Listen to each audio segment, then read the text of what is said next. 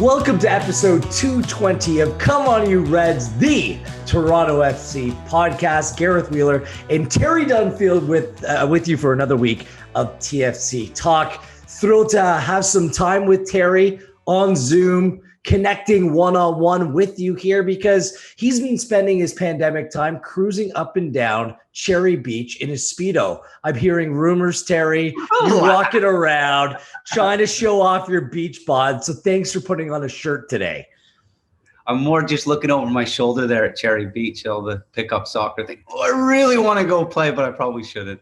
I do see a lot of people playing, Terry, and I can't wait till we can get our men's league or our co-ed league back up and running, 6v6. We have a championship to win whenever it restarts because I'm going to pull back the curtain a little bit. Come playoff time last year, we're playing a bunch of 23-year-old punks, and guess who doesn't show up for the playoff game? Terry Dunfield, our ringer, forcing me and our boss with Media Pro One Soccer, Oscar Lopez, to do some heavy lifting. Thanks for leaving us hanging, Terry. It was an academy trip. Oh, excuse me, boss. Do you mind if I scored this trip to play in a co-ed game? Priorities, Dunfield. We had quite the playoff run, though. Yeah, we did. By the way, I'm still starting a GoFundMe page to get Terry Dunfield's name up on the wall of legends at BMO Field. That's a way to christen whenever the team gets back to Toronto, seeing Terry Dunfield's name up there for contributions both on and off the field. How about that? Oh, thanks, man. You know what would be cool? DC used to have it at RFK as a bit of a storyline or a roadmap of TSC since 2007 and a couple visuals of the big moments around BMO Field. Yeah, I love the Wall of Honor outside, but a little bit of a museum on the inside, just a walk down memory lane. Wouldn't that be a good idea? Yeah, a little bit of legacy. One thing I've never been, while we're on it, able to wrap my head around. I remember coming here with Vancouver. I think that was the first time, it might have been with Canada coming to BMO Field, was why is there an ice hockey mural above the main entrance? It's a good question. I don't know. There's been some outdoor games at BMO Field. I mean, I don't know.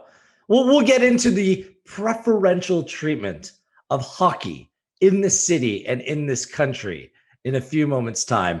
I have a bone to pick with a number of people, so that's coming up a little bit later. We'll look ahead to Toronto FC coming out of the break. What do they need to do to turn things around? But let's start off with Toronto FC players on international duty. 4 of them in total are representing their countries, and no 2 players in the spotlight more for Toronto FC than Jonathan Osorio and Richie Laryea playing with our Canadian men's national team, and both coming off an important win on Tuesday night, 4-0 over Suriname. Canada has won Group B, and they're moving on to play 2 games away and kind of at home, if you consider Chicago home, against Haiti, with a chance to move on to the Oct, the Ocho, the final round of qualifying for the World Cup in CONCACAF. We did see both TFC players play a big role on Tuesday night, with Osorio playing 66 minutes, Laryea playing 81 minutes, both playing from the start. We also should acknowledge that Liam Fraser, who's on loan with Columbus Crew, played with Canada in the first game against Aruba that came last weekend. I think it was a really good performance by both.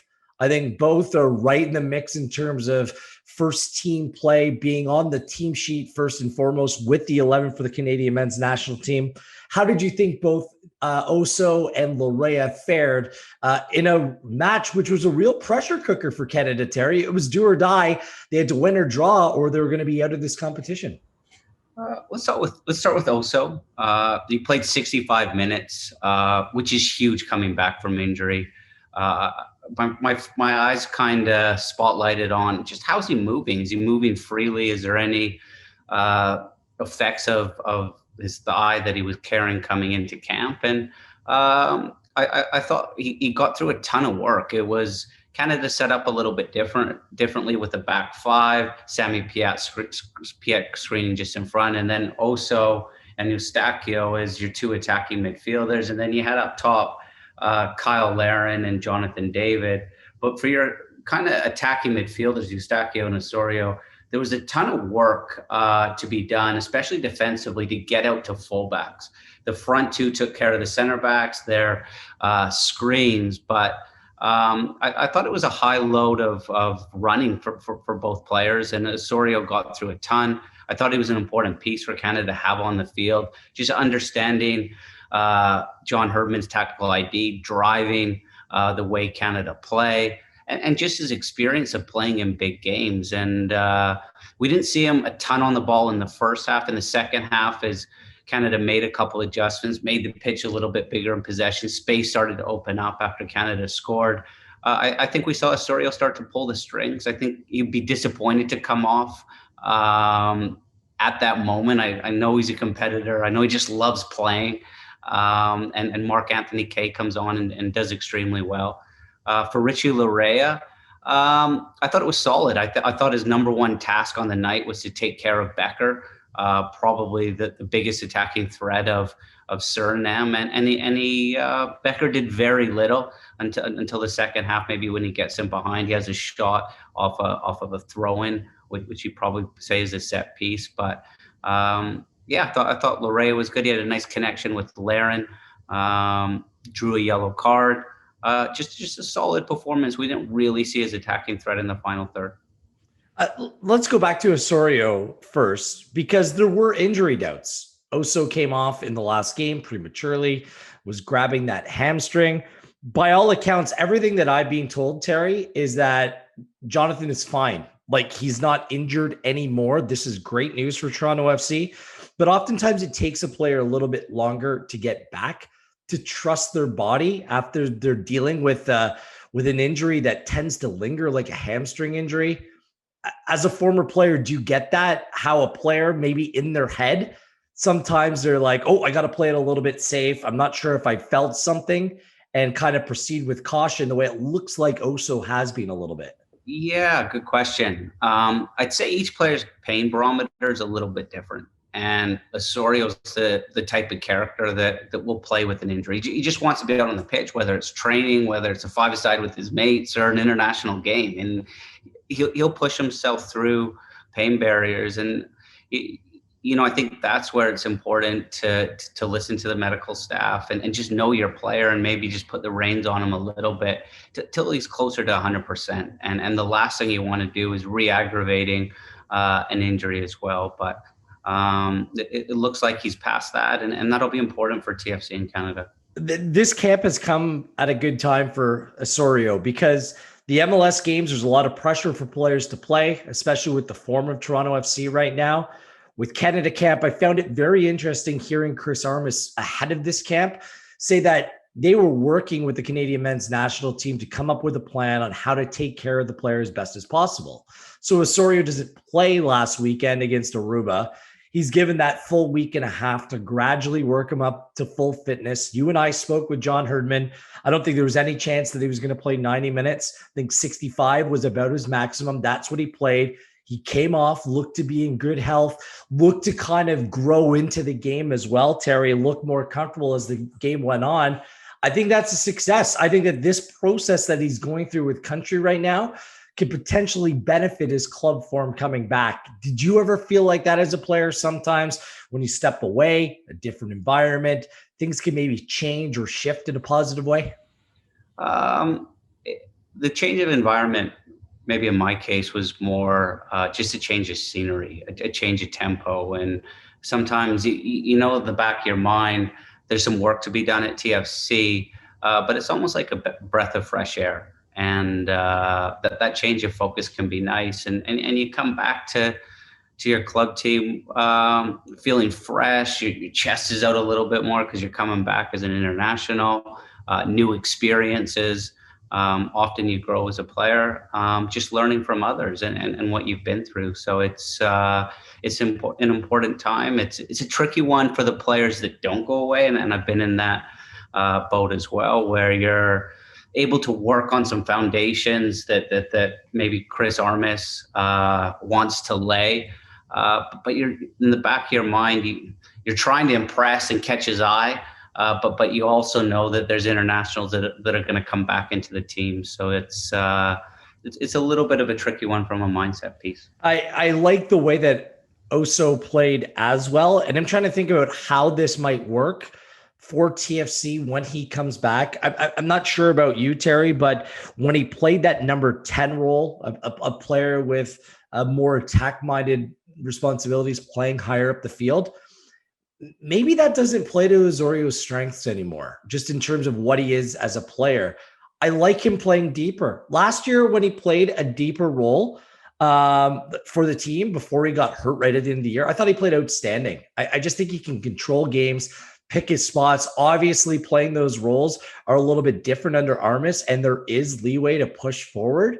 I think he can play alongside Michael Bradley. I think he can play in that deeper role, and maybe that's where you get the most out of Osorio for this TFC team. What do you think about that? I think you've got to look at the opposition and who you're playing against and where space might be or how you're going to create space. And I think we want to see Osorio on the ball in attacking areas as much as we can. I think he's got qualities to set up attack. I think defensively, he's smart. He tactically gets ahead of things and takes up good spots. I'm not swerving your question here. I'd say he can play. That's a swerve. That is a clear swerve. I think that's kind of like the backstory. I think Osorio wants a prominent role. I think he feels as though he's grown as a player, and he's no longer just a facilitator or someone that maybe makes a chain better. I think he really wants to push his limits, and part of him will say, "Yeah, I want to play in that 10 role." I think he's comfortable between lines and playing in one of those wide midfield roles tucked in. I think he can play in it too. I'd say it's a little bit different with how Chris Armas is set up playing in that too, because Michael Bradley's given so much rope to get forward and be a part of the attack that at times there's a big responsibility defensively. And yes, Osorio can do it, but does that take away from some of his strengths? Well, we've heard Chris Armas say that he wants a player like Ralph Prizo, who's ever playing alongside Michael Bradley, to be that +1 at times. I just look in this formation that he's playing, Terry, with TFC. Pozuelo, that's his position, the number 10. Like, that is his. He's not leaving that role. Then I look down the left-hand side. Soteldo is going to play there. If you're going to play him in in an attacking 3, probably Osorio's best position would be on that left-hand side. He kind of likes to play on that offside. So why couldn't Osorio play the role that Michael Bradley's playing right now, and Bradley play the more +1? Someone that's, kind of the player that's active, covering space and ground more in terms of defensively than being that attacking player going forward. I think I'd rather see Osorio play the Michael Bradley role and Michael Bradley play the Prizo or Auro or Marky Delgado role in that position. I don't know. This is just what I'm seeing when I see Osorio play that way for the national team. I'm like, yeah, this could be his best role for TFC as well. Yeah, I think that's a great point. I could see it working, and then it becomes more of a double pivot, a little bit like what we saw last year at the start of the season against New York City with Marky Delgado and Osorio kind of sharing the workload, and it's maybe not as predictable to play against. But yeah, I could see that, and I think this is some of the stuff that Chris Armas is working through at the moment, is kind of figuring out who his best 11 is, how you get your star power out on the field, and what's best for the team as well. What team chemistry is going to take the club to the next level, and not just going, okay, I've got to get him out on the field. Like, let's just get our best players on. Yeah, I'm with you. This is the ultimate compliment to Osorio, because I think he can play deeper, dictate tempo, such a good passer, smart passer of the ball. I just think that's how you get the best out of that particular player. I think there's an interesting conversation to be had about Larea as well. Played as a wing back in front of a 3. This would have been the role that I guess Steven Beitashour used to play for TFC when they went on that MLS Cup winning run in front of a back 3. But Larea suits that role to a T, doesn't he? I mean, Larea down the right, Davies down the left. There was a couple moments where it just didn't come off, where Larea made his trademark run, where he likes to get in behind that back line. There's a little bit of a little bit of a hesitation, then he goes. And multiple Canadian players, because they haven't played with him, kind of played the ball behind Larea instead of in front of him. And there were so many times I was thinking, you know what, if he's playing for TFC, he gets that ball where he wants it, doesn't he? So I just wonder what you think about him playing that kind of position as well. And maybe that gives another wrinkle to potentially how Toronto FC can line up. I'd say his profile suits it perfectly. He'd be more, as you know, a little bit more like Morrow and how he played the wingback role than Beitashour. I think that defensively, his positioning is good now. It's no longer is he going to get caught out and have to use his speed to recover. I think he's grown so much in that area, and it was just kind of, I think Canada down the right hand side where it was like he had so much, but it was like he's like a Mustang with a huge engine in him, and they were just trying to find the right timing of that final pass. And Laren and Richie Larea came through Sigma's academy together. There's a connection there for sure. I think the interesting piece was just Eustachio kind of making up that triangle, and I think with more games, that's definitely a way of playing that could suit Canada and Richie. Well, and to that argument, it's funny. I'm always thinking of things through a TFC lens. Again, like I put Osorio in that back too. I mean, there's been a conversation, or the double pivot. There's been a conversation now to get Auro in the team. Auro prefers to play right back. I don't think there's a natural out and out right wing player for this TFC team. I think Richie Larea can play that role. We saw in the second half in that last game, the 2-1 loss against Columbus, things were a lot better when they pushed him forward. You get a player with pace, the ability to get in behind the back line. It might not be his best position, because I think that might be right back for Toronto FC, but Larea can play that position. He can come from a little bit of a deeper role, still get in behind that back line, press in a way that he does as well, which will cause all kinds of problems. Larea brings flexibility down that right-hand side, and we just saw just another way that he can be used in a Canada kit on Tuesday night.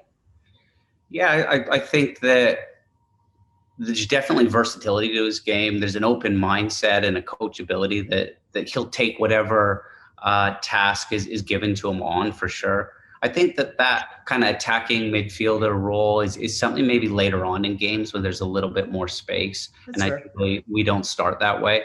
I think Chris Armis's framework, or the vision he has in his head, is he wants midfielders in those wide kind of attacking midfield roles. And you've got your fullbacks now coming and overlapping, more of a technician, I'd say. And I think if I'm Richie Larea too, there's a little bit of pressure right now. I think there's interest from Europe, and I think you want players to be comfortable. And if I'm Richie, I probably want to play right back. I want to play my best position. I'll compete with Auro for it. I think there's enough games where TFC are playing 2 games a week that the workload can be shared between the two of them. So yeah, I'd say both should be competing for that right back slot. I don't think Auro, I think he can play left back, but I think you've got 2 very good left backs on the other side in Morrow and Lawrence, who's coming on nicely.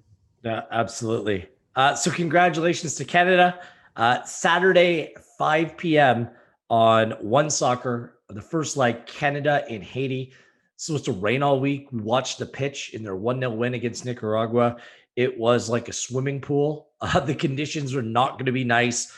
The country is going through some civil unrest, some difficulties at present time. So let's hope that the trip is safe and productive for Canada. Then they'll play back in Chicago on Tuesday night, 9 p.m. Eastern time. What do you make of Canada's chances, Terry, on a scale of 1 to 10, 1 being not confident at all, 10 being extremely confident? Lock it in. It's Dunfield's lock of the week. How are you feeling about Canada's chances ahead of this tie and moving on to the final round of World Cup qualifying? Before we get into that, I would love it. I know there's no swervage. I don't want FIFA coming for me. But I'd love to see that risk assessment of Haiti that said, like, we're good for this game to go ahead. I know. And whether maybe, a neutral site might have made more sense.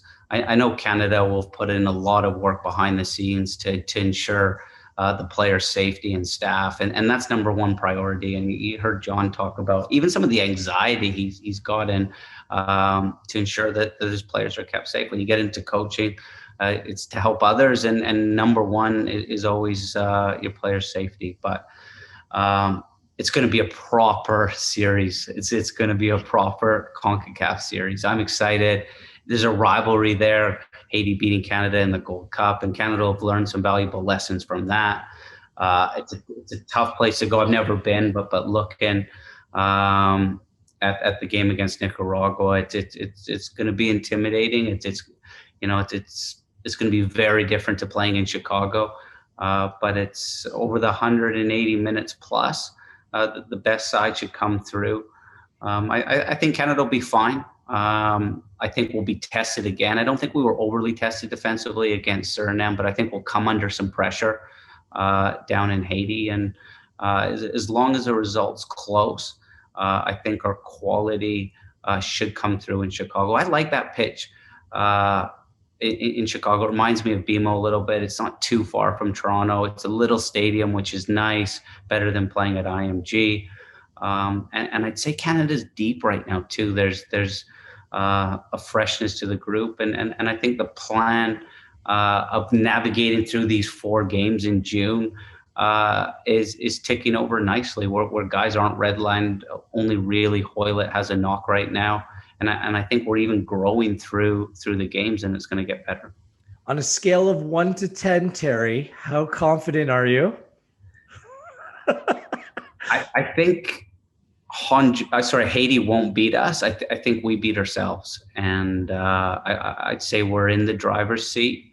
But there's some randomness, there's some unknowns to this series in this country, and Canada will be prepared and have a way of playing to exploit them and prevent some of their strengths. But I'd say I'm like a solid 7.5, 8. Wow. Thank you for coming off that fence. Thank you. I was wondering if you're just going to hang up on that fence all day long and not giving me a number. It's a definitive 9 out of 10. It's a 9 out of 10. That's the correct answer. That's where I'm going. Not only is this team deep, impressive, they're well coached. Alphonso Davies and Jonathan David are just ridiculous. We are so lucky to have a 20 and 21-year-old player that have the talent, the ability, the drive that these two players have right now.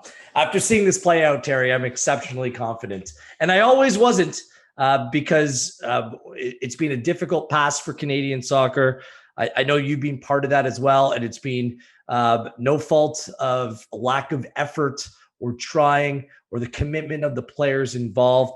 But it's the setup today that Canadian soccer has, the different pathways, the coaching, the intel, the setup, and now the exceptional talent, the next level talent that's now available to the team. We're just in a different place right now, completely different place. And that's why it's so important to go on and qualify for the final group, right? Like this is why this is the next step in the process. And we'll have a trickle down effect across Canadian soccer, the Canadian MLS clubs, the academy players. This can provide opportunity for so many if Canada can reach this next step.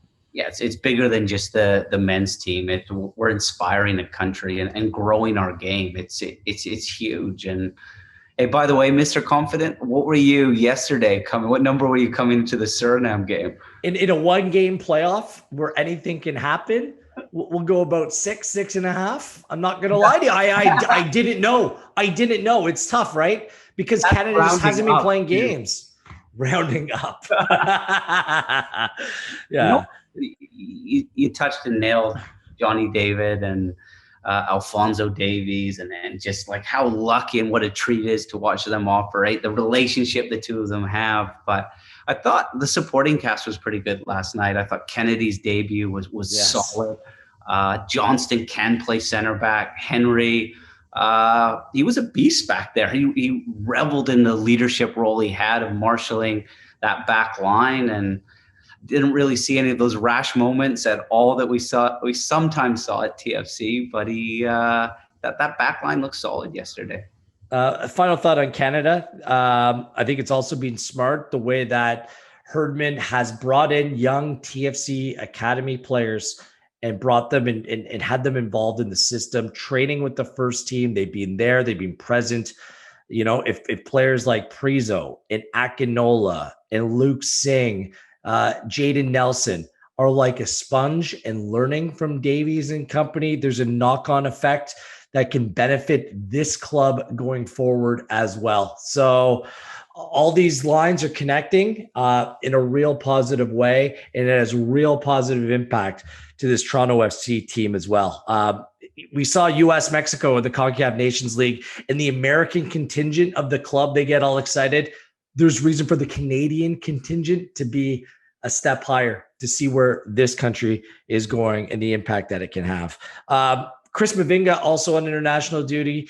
He's playing with Congo. Best of luck to Chris. Good to see him back playing international football. And I think we have to tip the cap to Eric Zavaleta. Scored a goal for El Salvador. They are moving on to play St. Kitts. We can see El Salvador and Zavaleta really very much part of that final 8 in CONCACAF as well. Scored a really good goal off a header. And maybe this is a story that's quietly building at Toronto FC, how quietly good Eric Zavaleta has been for TFC this season thus far. Now he's doing it, in a starting role for country as well. Things are trending in the right direction for Eric Zavaleta. I'm really proud of him. And I think that we should kind of remember how good he was for Toronto FC 2-3 seasons ago. And him getting back to that form can put him right back into the mix for some significant playing time. Right player, right time. He goes into El Salvador camp on the back of some solid performances for TFC. And not only is he confident, he's got a body of work he can rely on and say, yeah, I'm ready for international football. And I think his situation's a really good story. It's not, I flew over El Salvador once, I can get a passport somehow. It's close to his heart. It comes from his dad's side. And you hear him talk about the opportunity to represent El Salvador and how much it means to him. It's real. And that national anthem that he listened to out on the field will have meant a lot to him. He scored a great goal against Antigua yesterday.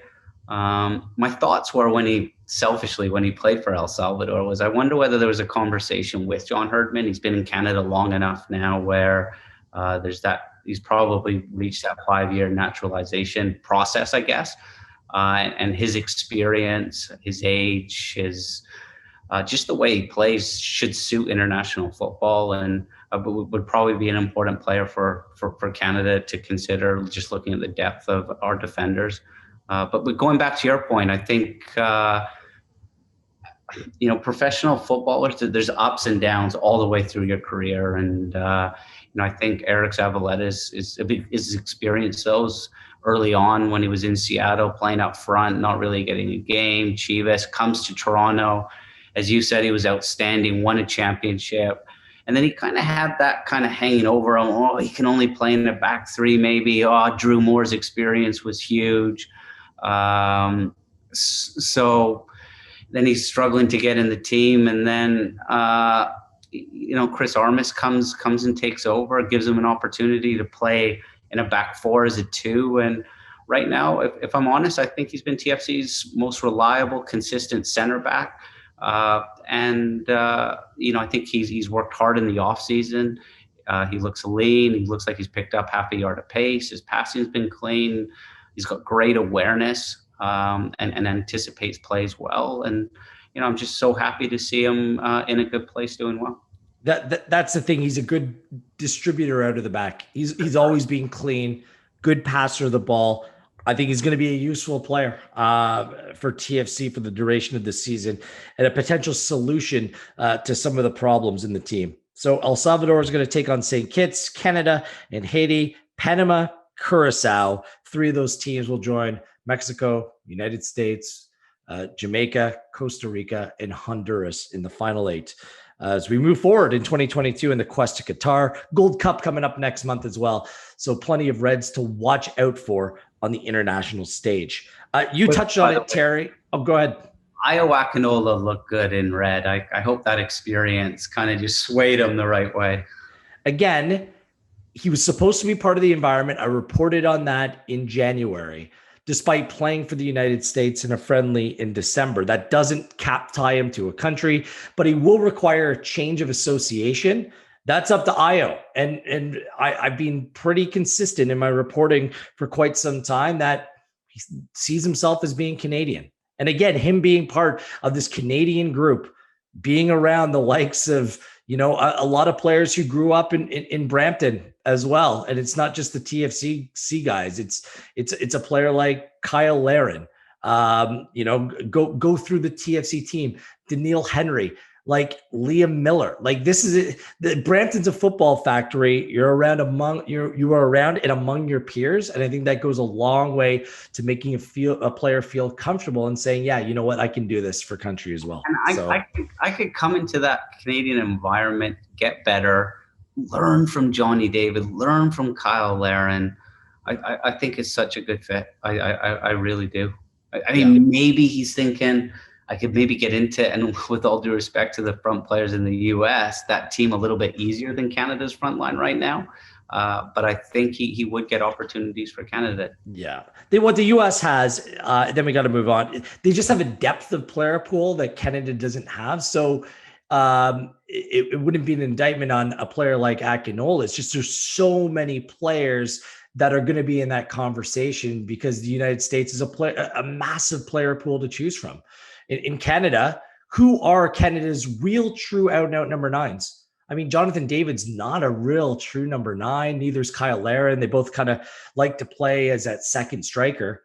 It's Cavallini. It's Akinola right now. So if you look at it that way, he provides something a little bit different, Terry.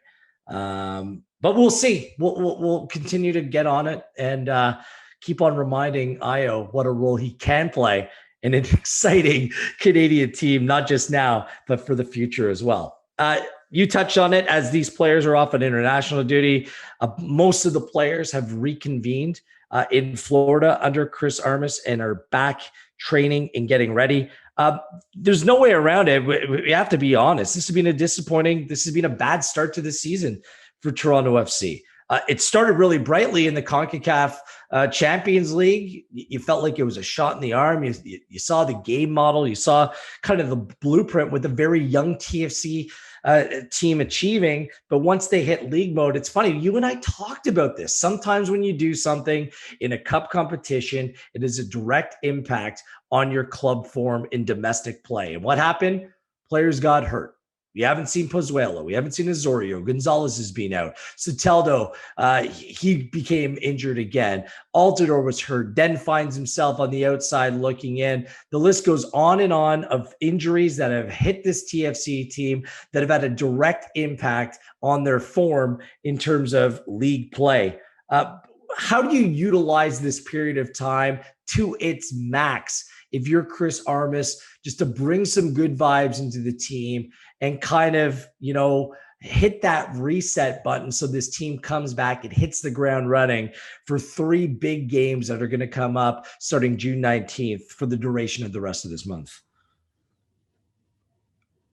Before maybe we get into that, I just want to echo what you said, and Chris Armas won't say it. He won't make excuses for the group, or nor will the players. That it's been a difficult start. Champions League, injuries, new players coming in, some off the field stuff to deal with. It's being away from home, being in Orlando, Terry, that's huge. For sure. A congested fixture list, a new climate down in Florida, 7 homes or whatever it's been throughout the season. It's just 7 games in MLS.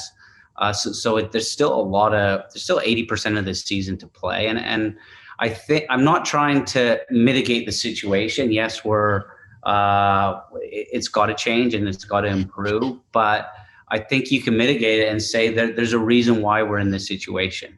and it's been difficult for Chris Armas to navigate. He's had hardly a preseason, COVID outbreaks. So I think you have to take this all into consideration. That it's not been straightforward, and it's been there's been some complexity to it. Having said that, I'd probably start with video and really analyze the last 7 games in MLS, which are very different to Champions League games, and go, okay, what are our strengths? What's going well? What can we continue to work on to take to the next level? Where are our tidy ups? Where's our growth area? And just really pinpoint almost a SWOT analysis of where we're at, and then put together a plan of what are the most crucial steps for the club to move forward and improve performances. And I think some of that will come naturally with a fully fit squad, the quality of Salvador, and maybe not such a crazy fixture list. So yeah, a SWOT analysis. And then I think you start to implement some of your findings on the training ground. You've now got, and I think it was important for the guys to have maybe a week off to clear their heads, hit refresh, have a good look in the mirror. And now you come back and start to work on some of the foundations and your findings, so the framework's right when the internationals do come back. And it's only 4 players this time, that you're ready for that first MLS game. And you know, from a mindset piece, it's almost like, okay, guys, the season starts now. Let's put that behind us. Let's learn from it. We're not going to sweep it under the rug.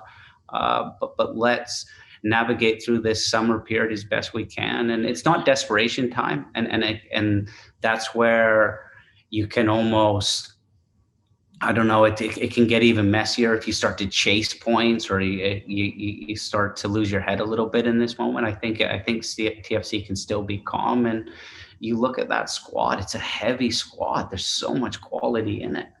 Yeah.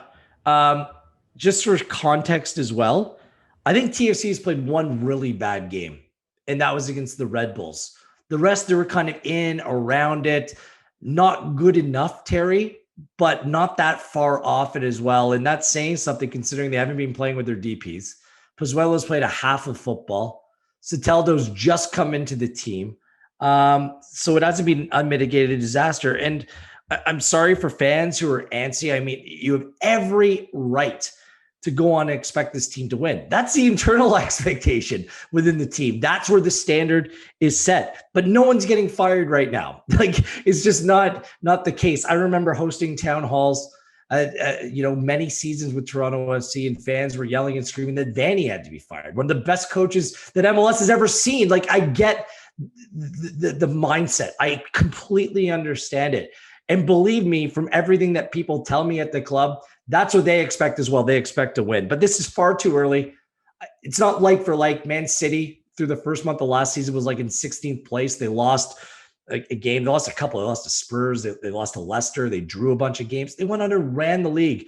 Manchester United lost 3 of their first 6 games. They came second place in the table. Again, it's not like for like, but there's talent in this group. This team needs Pozuelo and Soteldo on the field together. Point blank. You know, the MVP and their big money signing, you need to see what those players can do on the field together. They haven't played together yet, Terry. Like, I feel like I don't have a fair grasp of what this team can be when they have their best players on the field together. And until I see it, it's very hard for me to judge anything. You know, the game model, like how this team's coming together, whether they have the ability to go forward. I don't know right now. I need to see it all together, come together, and the best players be on the field together. No, good point. It's difficult to do a full evaluation, especially in a salary cap league where you're missing key pieces. And I think the other word that comes to mind is consistency. Each week it's a different 11 that's, you know, at times a little bit jerry-rigged together due to injuries or a game in quick succession. And I think once we get that consistency, we'll be able to evaluate a little bit better. I'd love to still see the kids involved. I know that kind of dwindled out after the last couple of games, but I thought there were some solid performances early on. And I think their energy is needed as well for the way Chris wants to play. I am getting word that Soteldo's come back into the team in recent days. He's not feeling any pain. He's feeling good. He will obviously undergo requisite medical testing.